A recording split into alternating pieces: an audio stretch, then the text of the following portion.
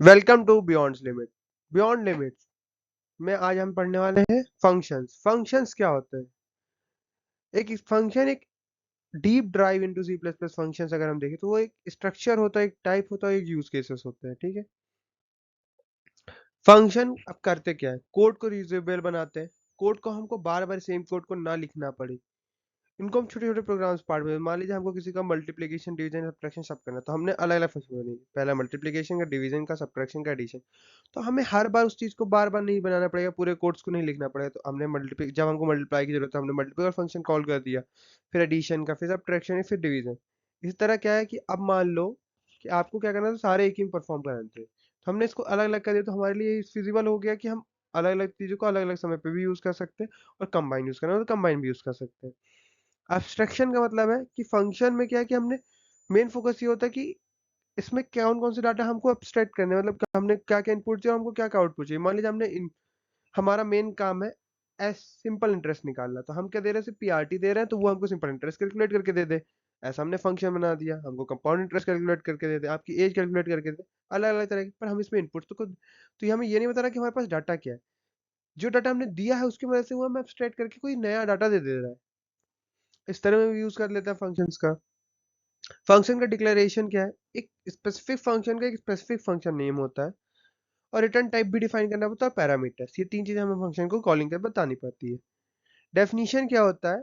जो कि actual code को इंप्लीमेंट करते हैं उस फंक्शन के लॉजिक लिखते हैं, या एडिशन का, सब्ट्रैक्शन का, मल्टीप्लिकेशन, आउटपुट, प्रिंट, एलएन, अलग अलग तरह के हम आउटपुट जनरेट करते हुए लिखते हैं, बनाते हैं।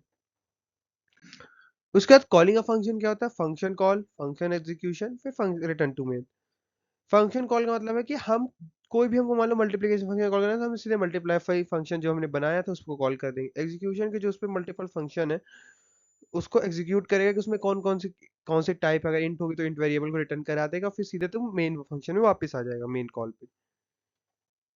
उसके बाद पैरामीटर्स और आर्ग्यूमेंट्स में डिफरेंस क्या होता है? पैरामीटर्स जो होते हैं वो फंक्शन डिक्लेरेशन के टाइम पे जो भी हम इंट या फ्लोट या ब्रैक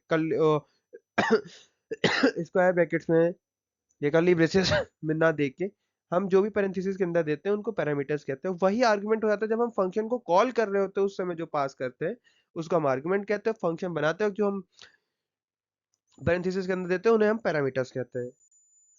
रिटर्निंग टाइप और रिटर्न स्टेटमेंट। रिटर्न टाइप क्या होता है कि मान लो हमने इंट नाम का फॉर फंक्शन बनाया, जैसे हमारे पास बहुत सारे डाटा टाइप्स थे वैसे रिटर्न टाइप है। रिटर्न टाइप में कौन डाटा टाइप्स होते हैं, कौन सा डाटा टाइप रिटर्न कर रहे हैं? Int, float, char, string, vector, link list, sort, node, multiple things, कुछ भी रिटर्न है। इस रिटर्न स्टेटमेंट का है कि कोई भी वैल्यू या फंक्शन में या तो कोई वैल्यू रिटर्न करना हो या तो कोई स्पेसिफिक कास्ट रिटर्न करता हूँ।